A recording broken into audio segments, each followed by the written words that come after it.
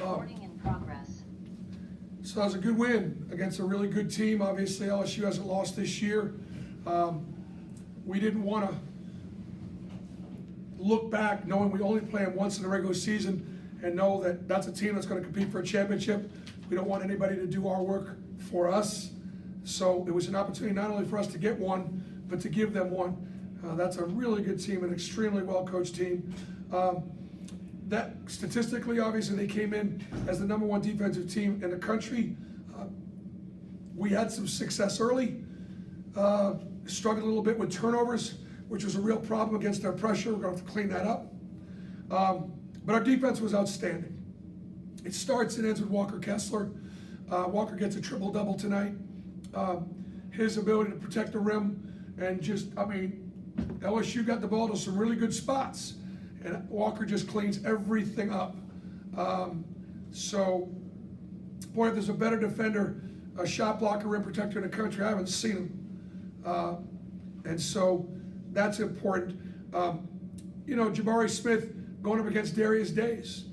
He's not going to have a tougher matchup all year long. Darius only had 1 2-point field goal. And, Jabari, with the exception of the turnovers, just played another solid game, just to let the game come to him. Made some really big shots, when it mattered. I just think my biggest thing is just really up and down the contributions. It's our 10 or 11 guys. KD Johnson had his moments. Zepp had his moments. Allen played too many minutes tonight. That's on me. But it's great to have him back. We need his physicality. Wendell really did a good job of going by his man. We got to do a better job defensively, and too many turnovers from my point guards. But all in all, a really good effort and a great start to the SEC season.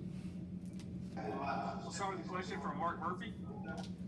Yeah, Bruce, can you talk about the energy you guys played with for the full 40 minutes and the job Allen did in his first start this season, filling in for Devin?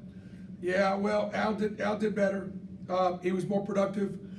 He looked more like he was with us. Made some big shots. That Lake shot clock 3 and 1. That's something that we've seen Al do, and that was a great look for him. So it's good to have him back. And look, my biggest thing is it's December 29th, and I didn't know. Obviously the jungle and an incredible home court advantage had a lot to do with our start, and a lot to do with LSU struggling early. They settled down, and let's face it, we won by 15. We're up 18-1. From that point forward, it was an even game. Justin Ferguson. Bruce, just talking about the timing that Walker has as a guy who blocks shots, not just the fact that he's so tall, but his athleticism and his timing, and just how rare that is for a guy like him. Yep, great timing, great length, not afraid to get himself up in the air, and has the ability to find a landing pad. A lot of guys don't jump because they don't land well. Walker, thank God, lands well, and he's not afraid to get up in the air and put himself in compromising position. That's a demonstration of his toughness. You gotta be a tough guy to be willing to get up in the air in all that traffic, and he doesn't get enough credit for that. Gordon Hill. Bruce, talking about Walker, with about 6.5 minutes to go, LSU got it to within 6, and then he had some big rebounds. I think a couple putbacks. Just how big was it that he was able to come up with some of those big plays that helped you guys put this one away? Yeah, it was huge. He made some big plays, but some of it was our own doing. Our assist-to-turnover ratio was not good, and very easily could get us beat if we don't tighten it up. Next is Jason Caldwell. Bruce, you mentioned Allen. Just what does it mean for your team to have that veteran presence back out there, a guy who's been through this before, and haven't even though he's still kind of getting your rust knocked off, just to have him back out there? Well, it means a lot. And like the rest of our team now, all right, that's great. It's December 29th. It's not even January yet. We got work to do. We just got work to do, and if our guys will continue to focus on that, okay. So you're seeing where we are right now. I want better. I want more productive. I want smarter. And to continue to maintain that effort and energy. But getting Al back gives us just another weapon and another guy that we can look to. Gives us even greater balance. We'll go to Dubias Wilborn.